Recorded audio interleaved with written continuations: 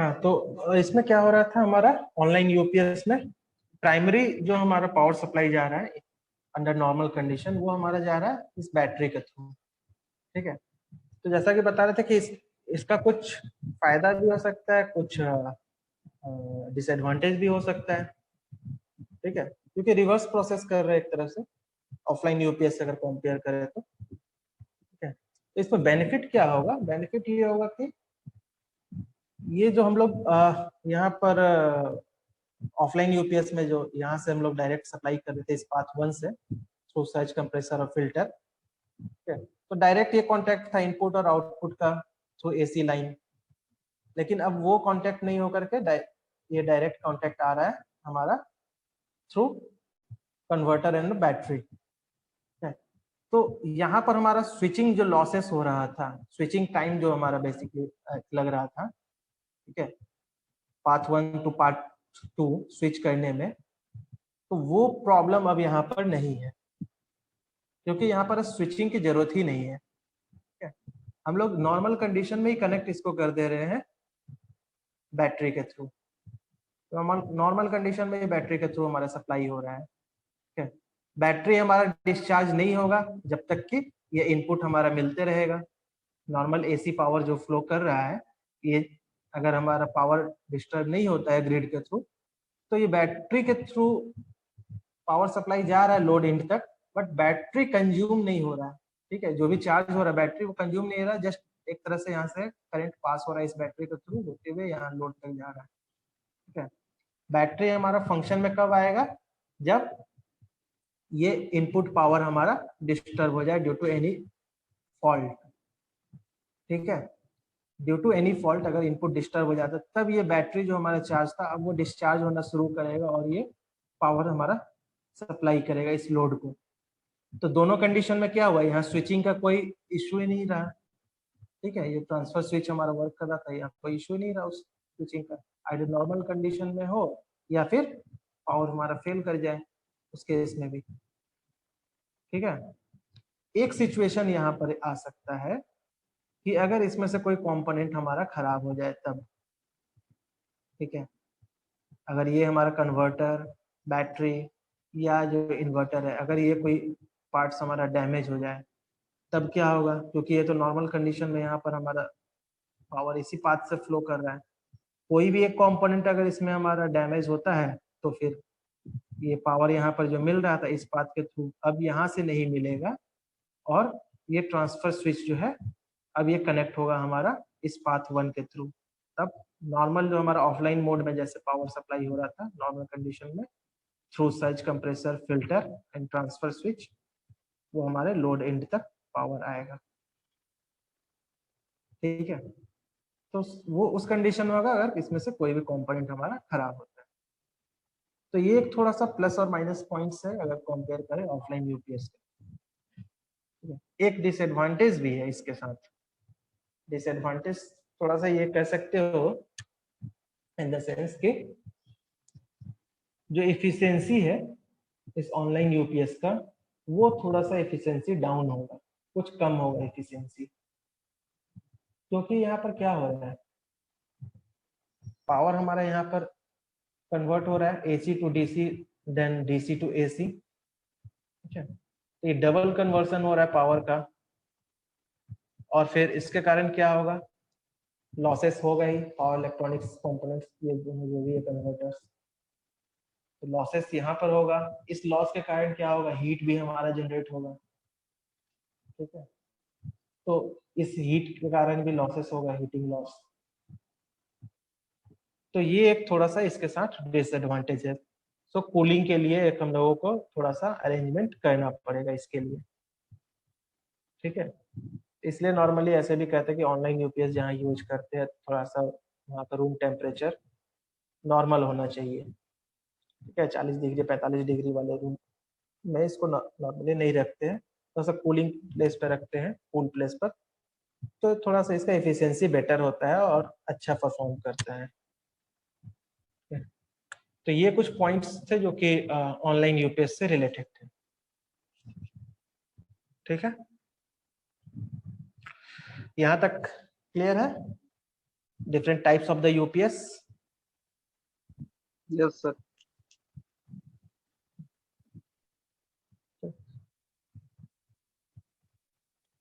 अब हम लोग देखते हैं इसमें डिफरेंट कंपोनेंट्स तो ऐसे बता ही दिए हैं जो भी थे, ठीक है। थोड़ा सा एक दो कंपोनेंट को और डिटेल में देखेंगे हम लोग इस सेक्शन में, ठीक है। सर्ज कंप्रेसर क्या है तो बता ही दिए। बेसिकली ये क्या है, एक हमारा इंडक्टर है, लार्ज इंडक्टर है, जिसका कि पर्पस हमारा क्या है, जो सडन चेंजेस होता है हमारा पावर सप्लाई में, जो करंट में सडन चेंजेस आ रहा है, जो स्पाइक्स होते हैं, उसको वो डाई आउट करता है, उसको सप्रेस कर रहा है, ठीक है। इसलिए इसका नाम है सप्रेसर, सर्ज सप्रेसर। जो भी सर्ज आया हमारा इनपुट लाइन में, उसको सप्रेस कर रहा है, ठीक है। दूसरा लाइन फिल्टर। इस फिल्टर का काम क्या है, फिल्टर का काम है हमारा to remove any noise which is present in the power supply, ठीक है। तो फिल्टर ये क्या है हमारा, basically combination of inductor, resistance and capacitor, RLC filter, ठीक है, जिसको कि हम लोग ट्विन कर सकते हैं, उसको ट्विनिंग उसको हम लोग कर सकते हैं एज पर द रिक्वायरमेंट, ठीक है। तीसरा कंपोनेंट जो हमारा है दैट इज बैटरी। तो अब इसको थोड़ा हम लोग डिटेल में देखें, बैटरी और बैटरी चार्जर, ये दो कंपोनेंट को, ठीक है। जैसा कि सिलेबस में भी दिया हुआ है, टॉपिक है यूपीएस एंड बैटरी सिस्टम। तो इन दोनों को हम लोग थोड़ा डिटेल में देखते हैं, बैटरी और बैटरी चार्जर को। तो बैटरी क्या है हमारा, पर्पस इसका बैटरी का, जो कह सकते हो कि जो मेन यूपीएस का कंपोनेंट है, मेन कंपोनेंट वो बैटरी ही है, ठीक है। बैटरी अगर हमारा चार्ज नहीं है तो यूपीएस किसी काम का नहीं है। किस तरह के बैटरी को यूज कर रहे हैं यूपीएस में, कितना वो पावर बैकअप दे रहा है, ठीक है, वही उस यूपीएस के क्वालिटी को डिफाइन करेगा एक तरह से, कि ये यूपीएस हमारे लिए यूजफुल है या नहीं है, बेनिफिशियल है या नहीं है, वो बैटरी ही एक तरह से हमारा डिसाइड कर। तो नॉर्मली हम लोग अगर कम ऑफलाइन यूपीएस की बात करें तो इस तरह का हम लोग बैटरी यूज करते हैं। अगर उस यूपीएस को ओपन करके देखे होंगे तो इस तरह का बैटरी उसमें मिलेगा, ठीक है। 12 वोल्ट का बैटरी होगा और एम्पियर आवर रेटिंग में उसको हम लोग डिफाइन करते हैं। तो वो कुछ या ये 18 Ah एम्पियर आवर का बैटरी यहाँ पर फिगर में दिख रहा है, ठीक है। कुछ उससे कम के भी रहते हैं, ठीक है। नॉर्मली 18 Ah से कम का ही रहता है, क्योंकि हमारा डेस्कटॉप वगैरह के लिए यूज करते हैं। पर्पस अलग हो सकता है, उसके हिसाब से ये रेटिंग इसका अलग हो सकता है, ठीक है, वो कोई बड़ी बात नहीं है। तो अकॉर्डिंगली हमारा कॉस्ट भी उसका वैरी करेगा, डिपेंड्स अपॉन द रेटिंग, ठीक है। दूसरा एक हम लोग इस तरह का बैटरी भी यूज करते हैं, इसको हम लोग बैटरी बैंक कहते हैं। ये जो फिगर देख रहे होगे, ठीक है, इस तरह का बैटरी बैंक को हम लोग यूज करते हैं ऑनलाइन यूपीएस के साथ in most of the cases, ठीक है। जहाँ कहीं भी ऑनलाइन यूपीएस हो, ठीक है, जैसे अपने इलेक्ट्रिकल डिपार्टमेंट के लैब में 30-32 कंप्यूटर है, ठीक है, साथ में एक ऑनलाइन यूपीएस भी कनेक्टेड है। तो वो ऑनलाइन यूपीएस जो है इस बैटरी बैंक के साथ कनेक्टेड होगा, क्योंकि अब 30 कंप्यूटर है, 30 कंप्यूटर का टोटल पावर कितना होगा, एक कंप्यूटर का नॉर्मली क्या रहता है पावर कंजम्पशन, कितने वॉट का होता है, एनी आइडिया? 300 वाट।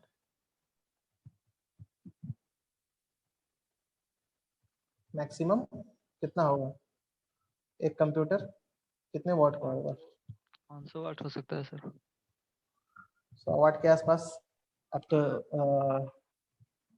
पहले वाला जो कंप्यूटर आता था, मॉनिटर्स जो भी रहता था, सीपीयू, तो वो ज्यादा पावर कंज्यूम करता था। अब तो काफी कम भी कंज्यूम करता है पावर, 60, 70, 80 वॉट, 100 वॉट, ठीक है, जिस जैसा कंपनी हो, जैसा डिजाइन हो। तो उस तरह का रहता है। तो अगर 100 वॉट भी कंसीडर करते हैं तो 30 कंप्यूटर है तो कितना हो गया हमारा? 3000 3 किलोवाट। 3 किलोवाट। तो 3 किलोवाट अगर 30 कंप्यूटर हम लोगों को एक साथ पावर सप्लाई देना है, इनपुट लाइन अगर हमारा इनपुट डिस्कनेक्ट हो गया, एसी मेन लाइन जो आ रहा है, ठीक है, और पावर बैकअप इस यूपीएस के थ्रू हम लोगों को देना है, 30 कंप्यूटर पर एक साथ चला रहे हैं, तो फिर हम लोगों को डिसाइड करना पड़ेगा उसके अकॉर्डिंग कि बैटरी का कैपेसिटी क्या होना चाहिए। जो बैटरी बैंक यूज कर रहे हैं ये कितने वोल्ट का सप्लाई यहाँ से निकलेगा और कितने एएच का होगा, ये डिसाइड करना पड़ेगा रेटिंग हम लोगों को। तो उतने बैटरीज को यहाँ पे कनेक्ट करना पड़ेगा series parallel, number of battery तो डिसाइड करना पड़ेगा ना। अगर एक बैटरी हम लोग लेते हैं जिसका की रेटिंग हो 12 वोल्ट और 18 एएच, ठीक है, अगर 12 वोल्ट 18 एएच के कितने बैटरी को सीरीज और पैरेलल में कनेक्ट करेंगे कि ये 3 किलोवाट का हमारा जो लोड रिक्वायरमेंट है वो फुलफिल हो जाए, और वो कितने देर के लिए, 15 मिनट, 20 मिनट, आधे घंटे, कितने देर तक वो बैकअप प्रोवाइड कर सकता है।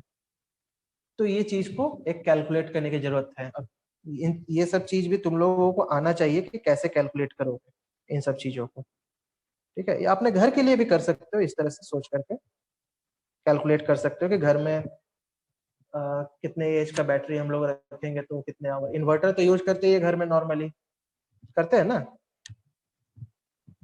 इन्वर्टर हम लोग, इन्वर्टर में कितने एज का बैटरी घर में यूज करते हैं? कोई 150 एच का यूज करते हैं बैटरी, कोई 180 एच यूज करते हैं, कोई 200 एच का यूज करते हैं अलग अलग रिक्वायरमेंट के आधार पर इन्वर्टर में जो घर में यूज करते हैं। तो उसके हिसाब से हम लोग निकाल सकते हैं कि अगर 200 एच का हम लोगों ने इन्वर्टर में बैटरी लगा करके रखा है घर में अपने, तो कितने लाइट और बल्ब को हम लोग ऑन करके रखेंगे और कितने घंटे के लिए तब हम लोग चला सकते हैं अगर हमारा इन्वर्टर फुल्ली चार्ज है, तो बैटरी है इन्वर्टर के साथ हमारा। कैलकुलेट कर सकते हैं कि 2 बल्ब अगर हम लोग जलाते हैं, 2 एलईडी, ठीक है, 10-10 वाट के हैं, और 2 फैन चलाते हैं 60-60 वाट, तो टोटल 140 वाट हो गया। 2 बल्ब 2 फैन, 140 वाट कितने मिनट्स के लिए, कितने आवर के लिए हम लोग चला सकते हैं, so that total power consumption हमारा 200 एएच के अकॉर्डिंग हो। तो कुछ उस हिसाब से हम लोगों को कैलकुलेट करेंगे और निकालेंगे, ठीक है। एक आध न्यूमेरिकल भी हम लास्ट में थोड़ा सा बता देंगे, तो उससे थोड़ा क्लैरिटी हो जाएगा। मतलब बेसिक पर्पस हमारा इस बैटरी बैंक का क्या है, समझ गया कि लोड हमारा कितना है, उस लोड के हिसाब से हम लोगों को ये डिसाइड करना पड़ेगा कि इस बैटरी बैंक में नंबर ऑफ बैटरीज कितने होंगे, किस कैपेसिटी के बैटरी अवेलेबल है उसके हिसाब से, और कितने सीरीज में कनेक्टेड होंगे, कितने पैरेलल में कनेक्टेड होंगे, ठीक है। तो नॉर्मली बैटरी हमारा जो होता है अवेलेबल, जो हम लोग घर में मतलब जो हम लोग यूज कर रहे हैं ऑफलाइन यूपीएस के साथ, वो हमारा होता है जेल टाइप बैटरी या लेड एसिड बैटरी, ठीक है। इस बैटरी की बात कर रहे हैं, फिगर 5A जो दिख रहा है, ठीक है। ये हमारा लेड एसिड टाइप या जेल टाइप बैटरी होता है, और ये हमारा सील किया हुआ रहता है। बैटरी सील इसलिए किया हुआ रहता है क्योंकि कुछ हमारा यहाँ से लीकेज ना हो, और क्योंकि ये पैक रहता है ऑफलाइन यूपीएस के अंदर में, डिफरेंट कंपोनेंट्स भी होते हैं, इलेक्ट्रॉनिक कंपोनेंट्स इसके आसपास जो भी कनेक्टेड होते हैं यूपीएस में, तो उसको डैमेज ना करे इसलिए सील किया हुआ रहता है। ये हमारा लेड एसिड या जेल टाइप हमारा अंदर में मीडियम होता है। इसके साथ ही इसमें एक पॉइंट और भी है कि जो बैटरी है ये, ठीक है, जैसा कि बताया कि डिफरेंट साइज के अवेलेबल हो सकते हैं, ठीक है। तो साइज और उसका रेटिंग, ये 2 मेन फैक्टर है हमारे इस बैटरी के लिए कि उसका करंट कैपेसिटी क्या है, कितने एज का है, और उसका अकॉर्डिंगली साइज भी हमारा वैरी करेगा। जैसे कि यहाँ पर देखोगे, अगर एक छोटा सा एग्जांपल भी है समझने के लिए, कि अगर करंट कैरिंग कैपेसिटी किसी बैटरी का वो है हमारा 20 एम्पियर, आवर, ठीक है। 20 AH का बैटरी अगर है हमारा, जिसका करंट कैपेसिटी दिया हुआ है 20 AH, और लोड हमारा दिया हुआ है 0.5 एम्पियर। अगर कोई लोड कनेक्ट करते हैं उस बैटरी के थ्रू जो कि 0.5 एम्पियर कंज्यूम करता है, then calculate this battery is able to supply for how many hours, okay। 20 AH का बैटरी है, 0.5 एम्पियर लोड कनेक्टेड है, तो वो कितने घंटे तक सप्लाई कर सकता है, बैकअप प्रोवाइड कर सकता है? 40 आवर्स तक, ठीक है। 20 AH into 20 AH divided by 0.5, तब आ जाएगा यूनिट के हिसाब से, देखो, ठीक है। नंबर ऑफ आवर्स निकल जाएगा, तो 40 आवर्स 20 डिवाइडेड बाई 0.5।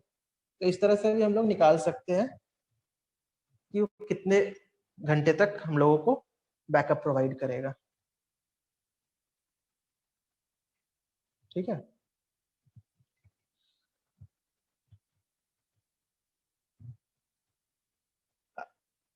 अब आते हैं हम लोग battery types and classification. Battery कितने तरह के होते हैं, डिफरेंट टाइप्स क्या है उसके,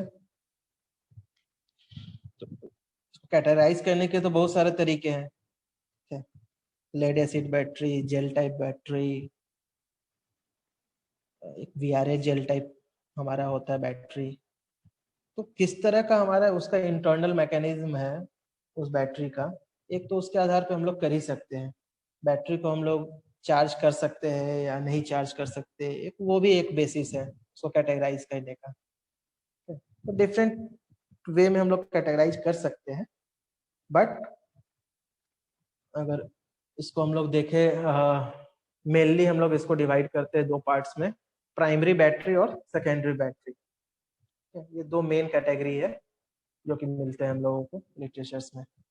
प्राइमरी बैटरी क्या होता है? That is non rechargeable battery, ठीक है। जो जिस बैटरी को हम लोग रिचार्ज नहीं कर सकते, चार्ज नहीं कर पाएंगे, वो हम लोग उसको प्राइमरी बैटरी के कैटेगरी में रखते हैं, ठीक है। तो कार्बन जिंक टाइप या फिर लिथियम बैटरीज, ठीक है, ये सब हम लोग चार्ज नहीं कर सकते। इस तरह का मीडियम जो भी यूज हम लोग करते हैं बैटरी में, तो वो हम लोग प्राइमरी बैटरी का कैटेगरी में उसका रखते हैं।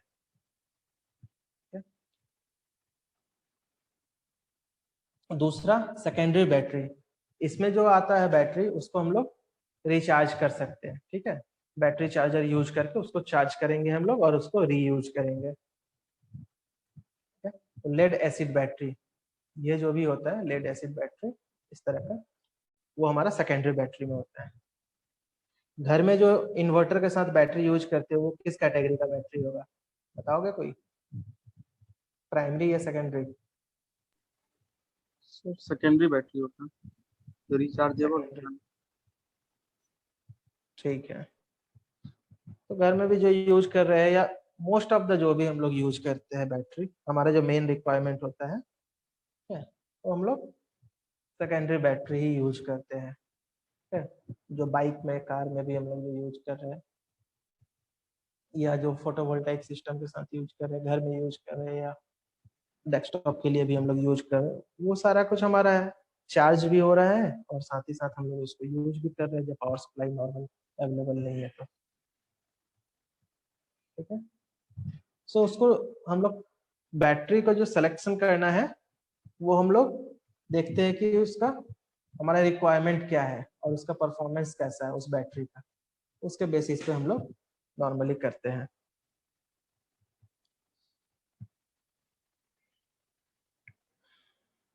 अब आते हैं हम लोग बैटरी चार्जर में। सर हाँ बताओ। सर सर ऊपर में जो उसका डिजाइन और परफॉर्मेंस वाला था, उसमें उसका एक डीप साइकिल था कुछ, वो क्या होता है? नहीं समझ रहा है कहाँ पर? सर। यहाँ पे जो डिजाइन एंड परफॉर्मेंस कैरेक्टरिस्टिक में है, उसके बाद जो दिया हुआ सिलेक्शन ऑफ बैटरी और life time deep cycle performance. हाँ, डीप साइकिल परफॉर्मेंस क्या है कि बैटरी जो है वो चार्ज होने में कितना समय ले रहा है, डिस्चार्ज होने में कितना समय ले रहा है, ठीक है। जो ये पूरा साइकिल होता है, वो उसके परफॉर्मेंस की बात कर रही है डीप साइकिल। ठीक है, वो हम आ रहे हैं अभी बैटरी चार्जर पर, फिर हम अभी बता रहे हैं, उसके बाद फिर उन सब चीजों पर आ रहे हैं धीरे धीरे। ठीक है, उसके चार्जिंग डिस्चार्जिंग के ऊपर भी बात करते हैं फिर। Yes. ठीक है, तो डीप साइकिल परफॉर्मेंस बेसिकली कहने का मतलब है कि बैटरी का ये जो चार्जिंग डिस्चार्जिंग हो रहा है, वो जो पूरा साइकिल होता है वो कैसा है, कितने देर में वो चार्ज हो रहा है। चार्ज होने के भी डिफरेंट स्टेजेस होते हैं और डिस्चार्ज होने के भी, तो वो किस तरह से हो रहा है। कई बार देखते होगे, ध्यान भी देते होगे कि किसी बैटरी को चार्ज कर रहे हैं फोन को, तो काफी फास्ट चार्जिंग हो रहा है। बहुत सारे बैटरी है फोन के जो कि चार्ज होने में काफी ज्यादा समय ले रहे हैं, तो डिफरेंट तरह के बैटरी यूज करते हैं, उसका परफॉर्मेंस डिफरेंट है, चार्जिंग डिस्चार्जिंग उस पर भी डिपेंड करता है। ठीक है, तो उसी परफॉर्मेंस की बात कर रहे हैं, तो बताते हैं उसको फिर डिटेल में बैटरी चार्जर के बाद उस पर। बैटरी चार्जर का हमारा पर्पस क्या है, जो बैटरी हम लोग यूज कर रहे हैं उसको चार्ज करना है। ठीक है, तो जो भी सेकेंडरी बैटरी है, सेकेंडरी बैटरी, उसी को हम लोगों को चार्ज करने के लिए बैटरी चार्जर का यूज करते हैं।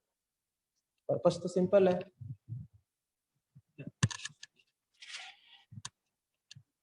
तो बात आती है यहाँ पर, इस सेंटेंस को पढ़ो। The amount of time it can run depends on the load connected to it and the current capacity of the battery। ये बैटरी की बात कर रहा है कि the amount of time it can run, battery कितने देर तक हमारा रन कर सकता है, that depends upon the load connected to it, कितना लोड कनेक्टेड है, and the current capacity of the battery, कितने एज का बैटरी है, उसका कैपेसिटी क्या है। ठीक है, ये चीज तो क्लियर ही है। सो जब तक हमारा नॉर्मल लाइन अवेलेबल है, पावर अवेलेबल है, तब तक तो हमारा काम चल रहा है। ठीक है, लेकिन जैसे ही हमारा पावर डिस्कनेक्ट हुआ तब बैटरी हमारा यूज में आ गया।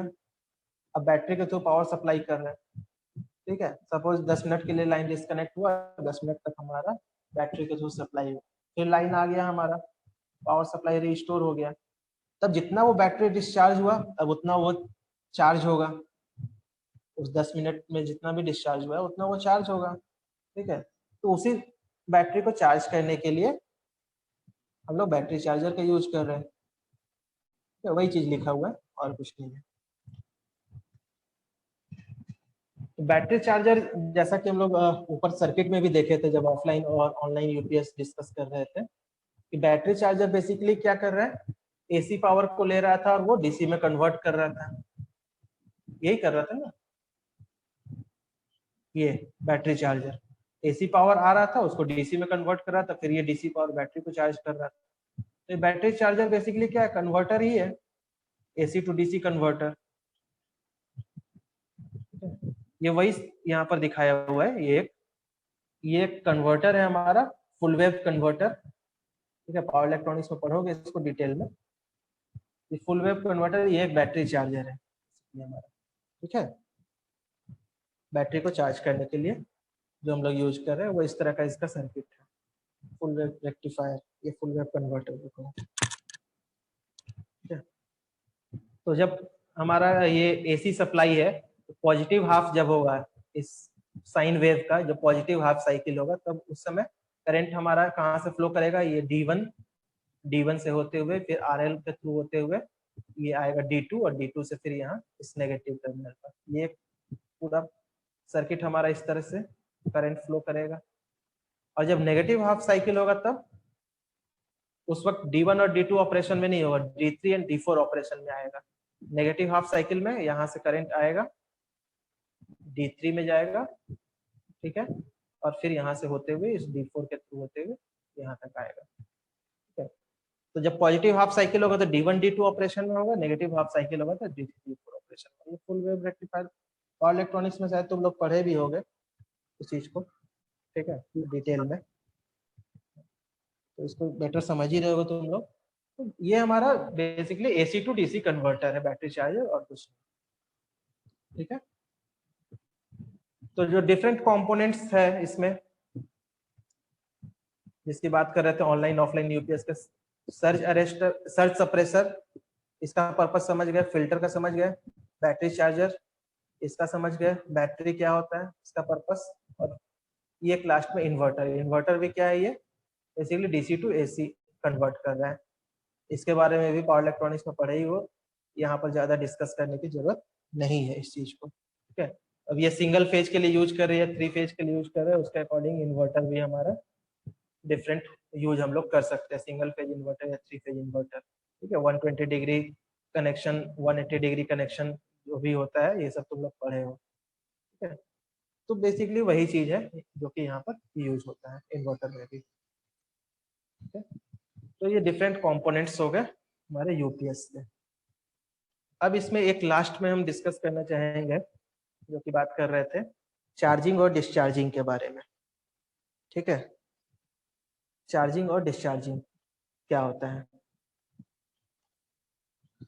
और फिर इसको डिस्कस करके फिर ये खत्म करते हैं इसको, यूपीएस एंड बैटरी सिस्टम, ठीक है। चार्जिंग डिस्चार्जिंग में क्या होता है, बैटरी जब हमारा चार्ज होता है तो वो 3 स्टेज में होता है, ठीक है। पूरा जो चार्जिंग होता है, एक सिंपल अपना एग्जांपल लेकर के चलो, जो सेल फोन का चार्ज करते हो, मोबाइल फोन्स को, ठीक है, उसका चार्जिंग को भी तुम लोग अगर एनालिसिस किए होंगे कभी, ठीक है, जब 5% 10% रह गया बैटरी, उसको तुरंत चार्ज में लगाए, और जब 100% चार्ज हो गया, अगर इस पूरे प्रोसेस को अगर एनालिसिस करोगे कभी, तो देखना कि जो ये पूरा चार्जिंग पीरियड होता है ना, उसको हम लोग नॉर्मली डिवाइड करते हैं 3 स्टेज में। यहाँ पर भी बहुत जगह फिर वेरिएशन मिलेगा, कहीं 3 की जगह 4 स्टेज भी मिलेगा, ठीक है। तो वैसा कुछ नहीं है, मेनली 3 स्टेज हम लोग इसको डिफाइन करते हैं, 3 स्टेज में। फर्स्ट स्टेज जो होता है उसको हम लोग नॉर्मल स्टेज कहते हैं, और या तो उसका दूसरा भी नाम है बल्क स्टेज। इस स्टेज में क्या होता है, हमारा जो मैक्सिमम चार्जिंग जो होता है बैटरी का, वो हमारे इसी स्टेज में होता है।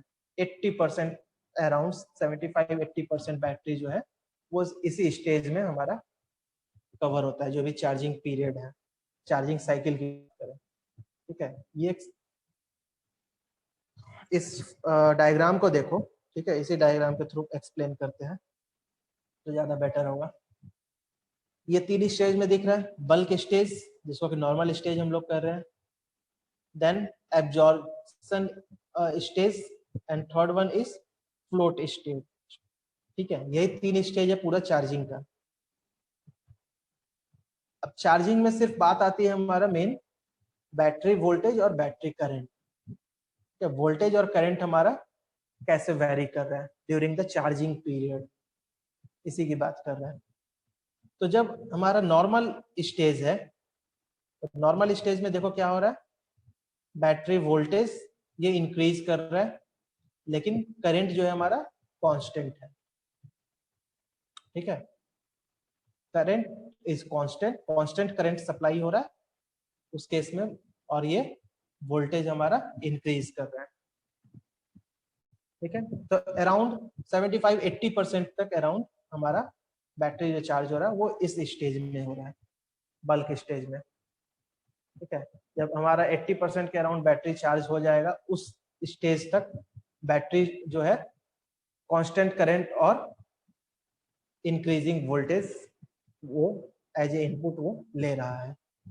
उसके बाद जब 80% बैटरी चार्ज हो जाएगा, तब वोल्टेज हमारा ऑलमोस्ट कांस्टेंट, ठीक है, और करंट हमारा डिक्रीज करेगा, मतलब अब उस स्पीड से चार्ज नहीं होगा जिस स्पीड से ये 80% बैटरी चार्ज हुआ। इस 80% बैटरी चार्ज होने का स्पीड जो था, अब वो थोड़ा सा स्पीड डाउन होगा, ठीक है, क्योंकि वोल्टेज अब हमारा कांस्टेंट है और करंट भी हमारा डिक्रीज कर रहा है, तब थोड़ा स्लोली वो और चार्ज होगा थोड़ा सा, ठीक है। और फिर ये एब्जॉर्प्शन स्टेज में करीब करीब 15-17% और बैटरी हमारा चार्ज हो जाएगा, मतलब 80% अगर है तो 95-97% तक बैटरी हमारा इस स्टेज में चार्ज होगा। वोल्टेज जो है हमारा करीब करीब कांस्टेंट है, ठीक है, स्लाइटली इंक्रीजिंग है, ऑलमोस्ट कांस्टेंट कह सकते हो, स्लाइटली इंक्रीजिंग, और करंट हमारा काफी डिक्रीज कर रहा है। तो 95-97% तक बैटरी हमारा इस स्टेज तक चार्ज हो गया।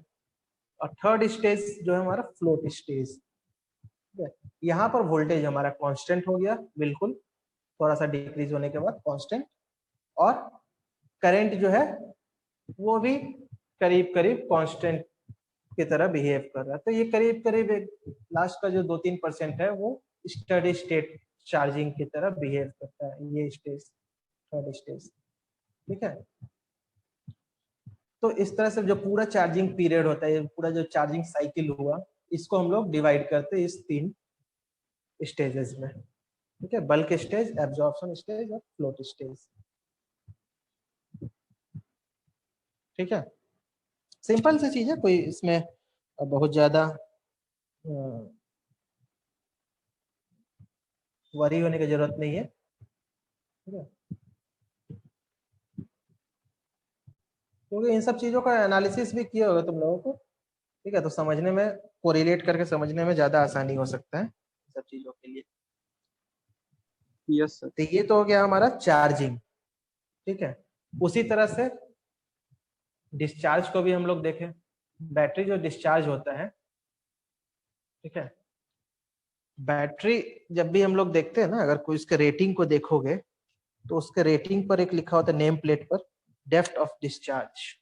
ये क्या होता है डेप्थ ऑफ डिस्चार्ज? काफी एक इम्पोर्टेंट फैक्टर है। बैटरी के प्राइस और उसके परफॉर्मेंस की अगर हम लोग बात करें तो ये डेप्थ ऑफ डिस्चार्ज काफी इम्पोर्टेंट फैक्टर होता है। डेप्थ ऑफ डिस्चार्ज क्या होता है? It is defined as the total amount of energy that is discharged from a battery divided by the nominal capacity of the battery। ठीक है, percentage में normally हम लोग इसको डिफाइन करते हैं 50%। हम लोग कहते हैं जनरली 50%, 60%, 70% डेप्थ ऑफ डिस्चार्ज इस बैटरी का। ठीक है, इसी तरह से so it is defined as the percentage of capacity. It is defined as the percentage of capacity that has been withdrawn from a battery compared to the total fully charged capacity। okay? अगर एक battery है जो कि fully charge है, उसमें से हम लोग कितना विड्रॉ कर लिए, कितना पावर उससे लोग विड्रॉ कर लिए। ठीक है, डेप्थ ऑफ डिस्चार्ज, डिस्चार्ज होने का जो लिमिट है वो कितना डेप्थ तक जा सकता है।